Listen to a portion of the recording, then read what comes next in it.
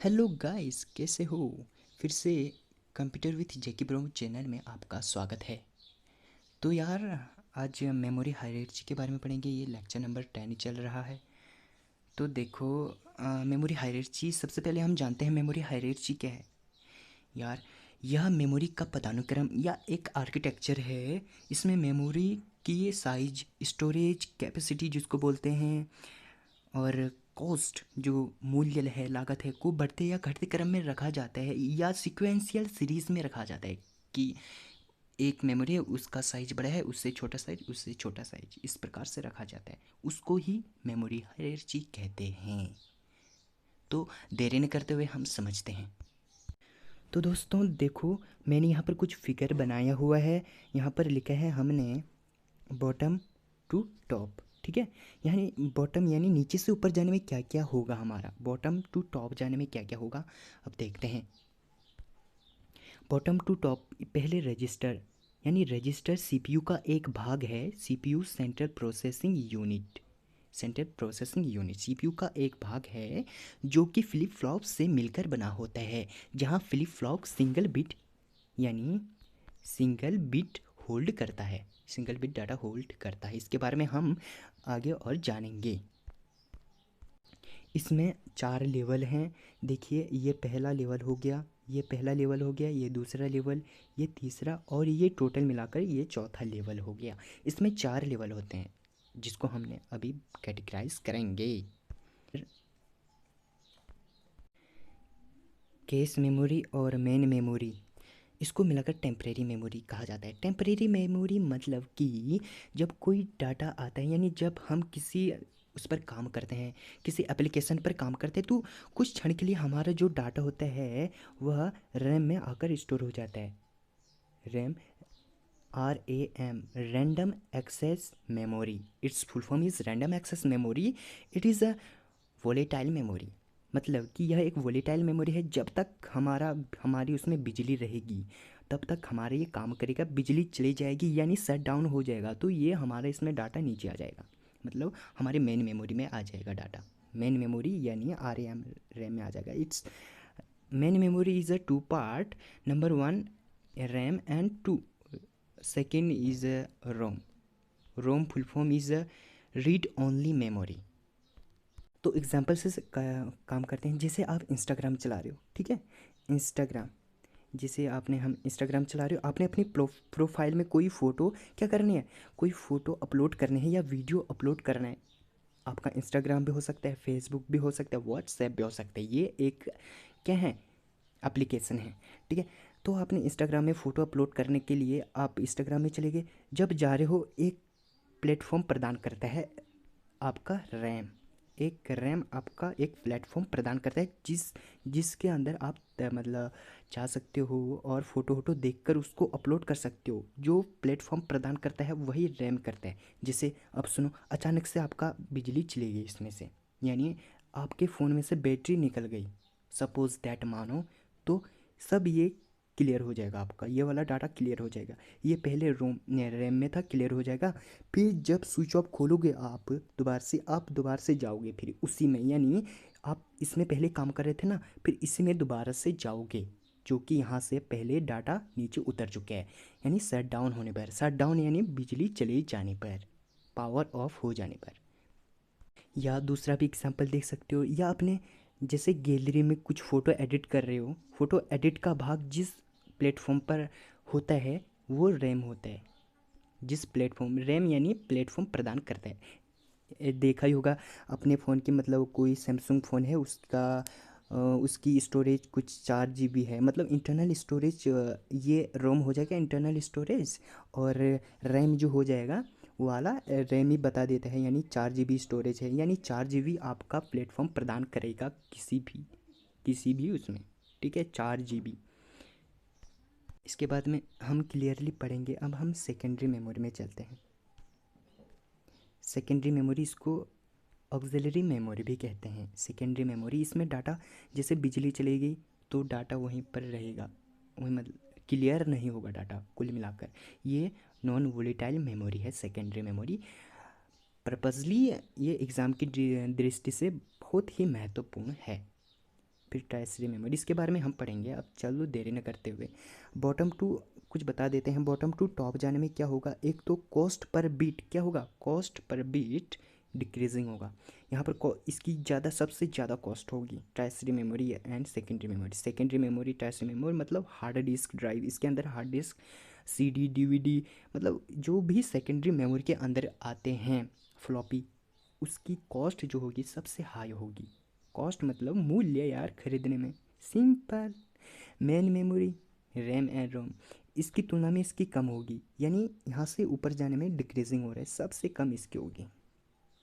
और access time increasing, यहाँ से ऊपर एक्सेस टाइम, एक्सेस टाइम मतलब कि जब कोई फाइल किसी दूसरे मेमोरी से हम प्राप्त कर रहे हैं, जैसे यहाँ पर रैम है ना, रैम है, तो जो फ़ोटो आपने आगे इंस्टाग्राम से फ़ोटो क्या किया था, कुछ यहाँ से इंटरनल स्टोरेज से उठाया था, तो वाला एक्सेस टाइम उठाने में कितना समय लग रहा है, उठाने में कितना समय लग रहा है, एक्सेस टाइम वही हो जाएगा आपका एक्सेस टाइम। तो देखिए एक्सेस टाइम ऊपर जाने पर क्या इंक्रीज़ होता है, सबसे फास्ट इसका एक्सेस टाइम होगा, सबसे फास्ट। रजिस्टर से कोई भी उठा लो एकदम मतलब फाइल हमारे सामने आ जाएगी, उसके बाद इसका, उसके बाद इसका, उसके बाद नहीं, ऊपर जाने में एक्सेस टाइम इंक्रीज़ होता है। एक्सेस टाइम भी हो गया।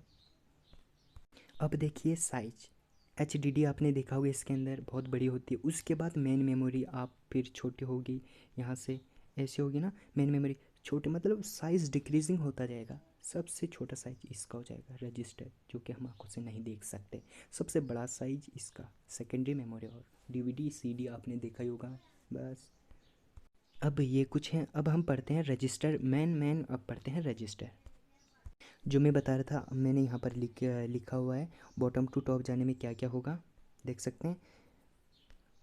Access time and storage capacity decreasing होगा, कॉस्ट पर बिट डिक्रीजिंग होगा, ठीक है।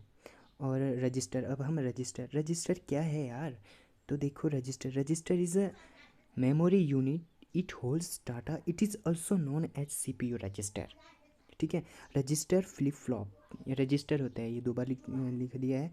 और flip flop it is smallest part of processor, it hold a single bit, ठीक है। रजिस्टर कुछ नहीं है यार, रजिस्टर एक मेमोरी यूनिट है जो कि डाटा को होल्ड करती है, जिसको CPU रजिस्टर के नाम से भी जाना जाता है।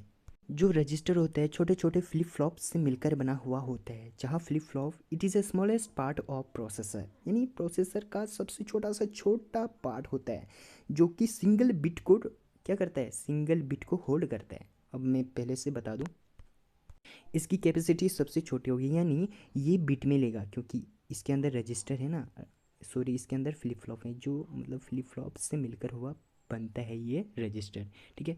ये रजिस्टर सिंगल बिट को होल्ड करता है।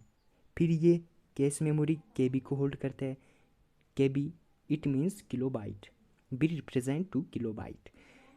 मेन मेमोरी MB में रिप्रेजेंट करता है। मेन मेमोरी रैम और रोम, आपके फ़ोन की मेमोरी देखा होगा, रैम आपका दिया होगा 4 GB, जहाँ GB दिया होगा, लेकिन डिनोट करता है MB को, 4 GB, 4 गुणा इंटू 1024 MB, इसको MB में कन्वर्ट करने के लिए। सेकेंडरी मेमोरी इसको, अब ये GB में, सेकेंडरी मेमोरी HDD 128 GB की हो सकती है, 500 GB की, मतलब ये सेकेंडरी मेमोरी GB ऊपर से नीचे जाने पर, टॉप टू बॉटम जाने पर इंक्रीजिंग हो रहा है इसमें स्टोरेज में, ठीक है। या हम बोल सकते हैं बॉटम टू टॉप जाने पर डिक्रीजिंग स्टोरेज, राइट। हाँ ये भी एक हो गया।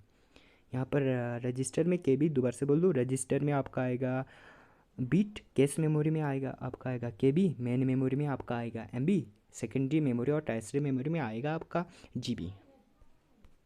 ये मैंने आपको समझा दिया।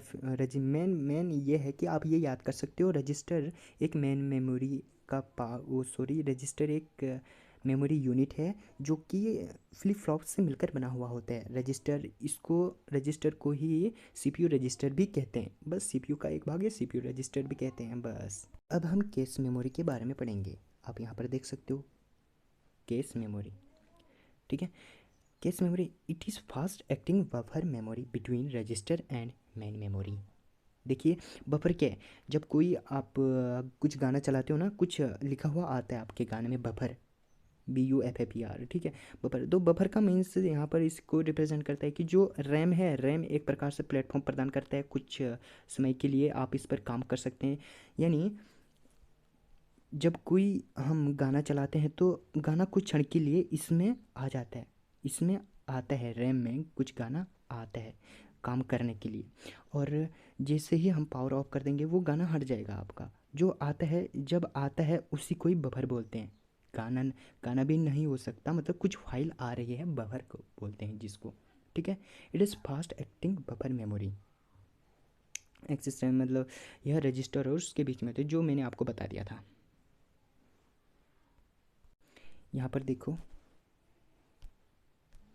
रजिस्टर एंड मेन मेमोरी के बीच में है ना, इसीलिए कहा गया है it is fast acting buffer memory between register and main memory. चलो, it access time fast as comparison to main memory and low as comparison to register. समझ में आ रहा है? जो एक हम कैश मेमोरी के बारे में पढ़ने ना, तो कैश मेमोरी का एक्सेस टाइम जो होगा इस मेन मेमोरी से फास्ट होगा, लेकिन इस रजिस्टर से कम होगा, क्योंकि हमें पता है कि बॉटम से टॉप जाने में एक्सेस टाइम डिक्रीजिंग होता है, जिसकी वजह से कैश मेमोरी का एक्सेस टाइम इसकी मेन मेमोरी की तुलना में ज़्यादा फास्ट और रजिस्टर की तुलना में कम होता है। हमने कैश मेमोरी के बारे में भी पढ़ दिया। अब हम मेन मेमोरी, ये कैश मेमोरी केबी में लेता है। Main memory, the main memory of a computer can also be called as a primary memory. It is also known as random access memory, that is RAM. When computer is shut down, all the data is erased. RAM के बारे में कहा गया है, RAM, RAM, its full form is a random access memory. ये है आपकी volatile memory. Volatile memory यहाँ पर आपको साफ साफ कहा गया है कि when computer is shut down all the data is erased, RAM erased, right? तो और एक एग्जांपल लेते हैं, कोई एडिटिंग कर रहे हो गैलरी से, ठीक है, गैलरी से एडिटिंग कर रहे हो, ये आपकी रैम है। तो जो गैलरी में फ़ोटो वोटो थे वो एक्चुअल में वो रोम में क्या थे, सेव थे, रोम में सेव थे। तो जब आप एडिटिंग कर रहे हो तब ये कुछ भाग रैम में आकर एडिटिंग होता है, यानी ये रैम में आकर एडिटिंग होता है, तभी अचानक से हमारा ये शट डाउन हो जाता है, बिजली हमारी चली जाती है, ये यहाँ से हटकर यहाँ चले जाता है, हमारा एडिटिंग दोबारा से करना हो जाता है। तो इस प्रकार से यहाँ पर साफ साफ कहा गया है computer is shut down all the data in RAM is erased, RAM का डाटा जो है इरेज्ड हो जाता है। प्राइमरी मेमोरी के मेनली टू पार्ट हैं, रैम का पूरा नाम रैंडम एक्सेस मेमोरी और रोम का पूरा नाम रीड ओनली मेमोरी। हमने मेन मेमोरी के बारे में भी पढ़ दिया। चलो, अब हम सेकेंडरी मेमोरी के बारे में बात करते हैं। Secondary memory, it is also known as auxiliary memory when computer is shut down that all data not erased in secondary memory to tap on basic of access data का मतलब अब सुनो, सेकेंडरी मेमोरी में बिजली चलेगी काम करते करते, जो डाटा जहाँ पर अभी पहुँचा था, जहाँ जहाँ से बिजली कट हो गई वहाँ पर ही रहेगा डाटा, मतलब इरीज नहीं होगा टोटल। इसको इसीलिए इसको बोला जाता है नॉन वोलेटाइल मेमोरी, ठीक है, नॉन वोलेटाइल मेमोरी इसको बोला जाता है, ठीक है। और इसको दो भागों में डिवाइड किया गया है, किसके आधार पर, जो डाटा को प्राप्त करने के आधार पर, किस प्रकार से हम डाटा प्राप्त कर सकते हैं। नंबर 1 है सिक्वेंशियल डाटा एक्सेस और डायरेक्ट डाटा एक्सेस, ठीक है। Sequential data access, magnetic tape, आपने जो देखा होगा बचपन में, टेप में गाना सुना होगा, कुछ इस प्रकार से टेप था, इसकी जो रील थी वो प्लास्टिक की बनी हुई होती थी, ठीक है, कुछ इस प्रकार से टेप होता था बचपन में, जिससे हम गाना रेडियो में डालकर कैसेट जिसको बोलते हैं, वही एक्चुअल में क्या है, मैग्नेटिक टेप है। इसके डिटेल्स से हम बाद में समझेंगे। और डायरेक्ट डाटा, जो हम डाटा को हम डायरेक्ट एक्सेस कर सकते हैं, सिंपली डाटा एनी इन्फॉर्मेशन है, समझ में नहीं आ रहा है, डाटा एनी इन्फॉर्मेशन, कुछ भी इन्फॉर्मेशन हो सकती है, ठीक है। इसके भी हमारे 2 पार्ट हैं, ठीक है, एक HDD मैग्नेटिक डिस्क और ऑप्टिकल डिस्क, और HDD हो गया, फ्लॉपी डिस्क हो गया इसके अंदर, और इसके अंदर ये हो गया। और सेकेंडरी मेमोरी के बारे में हमने पढ़ दिया।